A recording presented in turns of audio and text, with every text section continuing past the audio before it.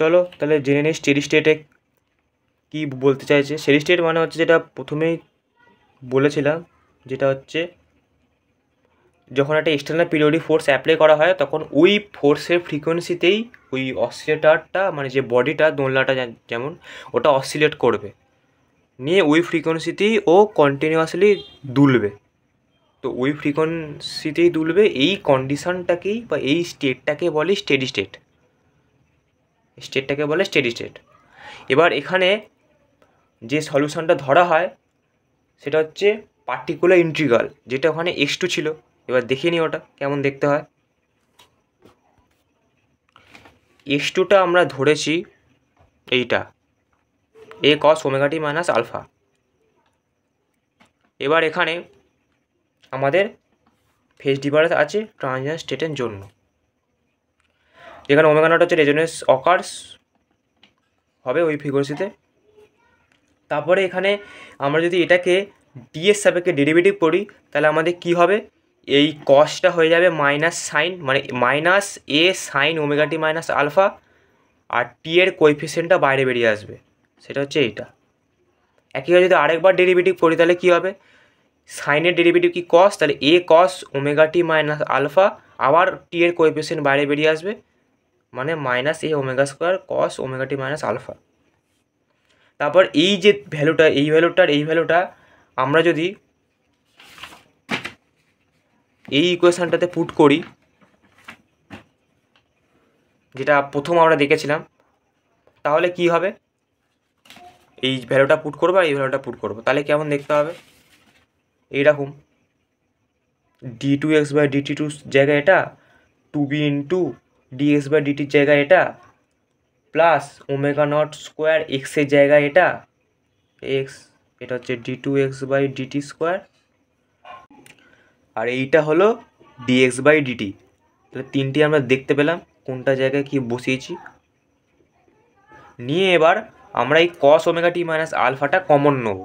তাহলে এই পুরো ইকুয়েশান থেকে কস ওমেগা টি মাইনাস আলফা কমন নিলে কী হয়, মাইনাস এ ওমেগা স্কোয়ার আর এ ওমেগা নট স্কোয়ার, এই যে এটা,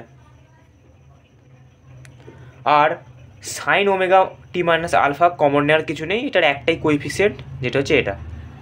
এদিকের পার্ট মিটে গেল এই ইকুয়েশানের। এবার এই দিকের যে ইকুয়েশানটা আছে সেখানে আমরা দেখতে পাচ্ছি যে এই যে এফ কস ওমেগা টি লেখা রয়েছে, এটাকে ওরা কীভাবে অ্যাডজাস্ট করেছে, এরকমভাবে অ্যাডজাস্ট করেছে। এই যে এটা এ এটা ই, মানে কস এ প্লাস বি এর ফর্মুলা ভেঙেছে।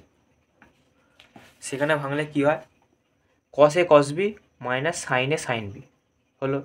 এবার এফটা পুরোটার সাথেই গুণ আছে, এবার এফটা যদি আমি ভেতরে নিয়ে গুণ করি তাহলে কী হবে, এফ কস ওমেগা টি minus alpha cos alpha minus f sine omega টি মাইনাস আলফা সাইন আলফা, এটা আমরা দেখতেই পাচ্ছি।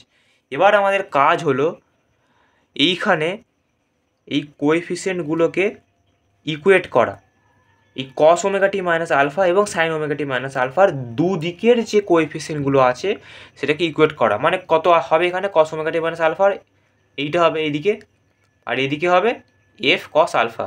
একইভাবে সাইন ওমেগা টি মাইনাস আলফার কোএফিসিয়েন্ট কী হবে, minus two B A omega, আর এইদিকে কী হবে, মাইনাস এফ সাইন আলফা। তাহলে এই দুটো আমরা ইকুয়েশান পেলাম কোএফিসিয়েন্টগুলোকে ইকুয়েট করে। এবার এটাকে আমরা 3 নম্বর নাম দিলাম, এটাকে 4 নম্বর নাম দিলাম। এবার 3 স্কোয়ার প্লাস 4 স্কোয়ার করলাম, নিয়ে আমরা কী পাবো, f square cos square alpha plus f square sine square alpha, আর এটা স্কোয়ার প্লাস এটা স্কোয়ার মানে এটা স্কোয়ার, আর square 4b square omega square.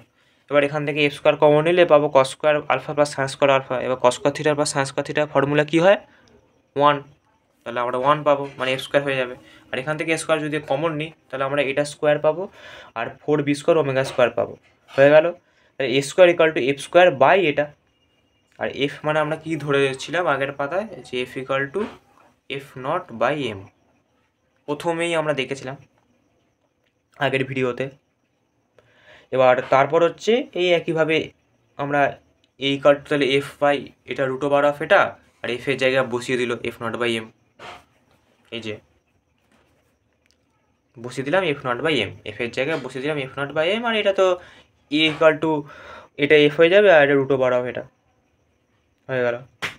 এবার তারপর হচ্ছে এটা অ্যাম্পলিটিউডের ভ্যালু বেরিয়ে গেল। এবার হচ্ছে আমার অ্যাঙ্গেলের ভ্যালু, ওখানে একটা আলফা ছিল, মানে আলফার ভ্যালু কত হবে। এবার আমরা যদি এখানে এই 4/3 করি তাহলে কি পাবো আমরা, যেটা পাবো সেটা হচ্ছে tan alpha equal to a 2b omega by a omega naught square omega square, এটা আমরা পাবো। তারপর তাহলে আলফা কী পাবো, এ কেটে যাবে, tan ইনভার্স করে 2b omega by omega naught square minus omega square,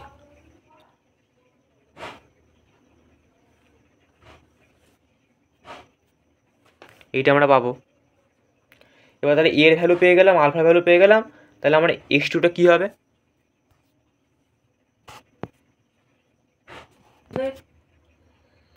তাহলে এক্স টুটা হবে এর জায়গায় বসবে হচ্ছে এই ভ্যালুটা,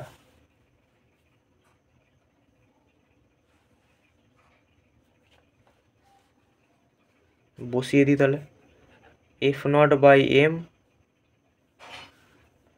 by root over square omega naught square minus omega square plus 4b square omega square, 4b square omega square cos omega T minus আলফার জায়গায় কী বসবে এই ভ্যালুটা,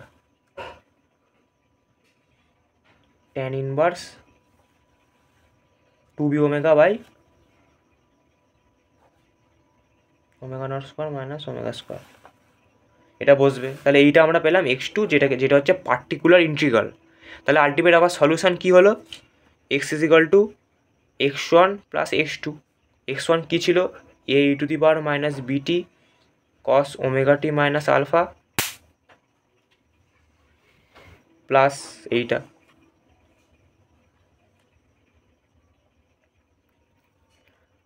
তাহলে নেক্সট ভিডিওয়ে আমরা জেনে নেবো একটা ইম্পর্টেন্ট কোশ্চেন, যেটা হচ্ছে অ্যাম্পলিটিউড রেজোনেন্স এবং ভেলোসিটি রেজোনেন্স কী, ওদের মধ্যে পার্থক্য আসে, আর একটা গ্রাফ ড্যাম্পিং ফ্যাক্টরের ওপর যেটা রেজোনেন্স ডিপেন্ড করে, তার একটা গ্রাফ, অ্যাম্পলিটিউড রেজোনেন্সেরই একটা গ্রাফ, যেটা ইম্পর্টেন্ট কোশ্চেন আসে পরীক্ষায়, ওটাও জেনে নেবো। তাহলেই আমাদের ফোর্স ট্রান্সলেশন শেষ হয়ে যাবে। চলো তাহলে নেক্সট ভিডিও দেখা হবে।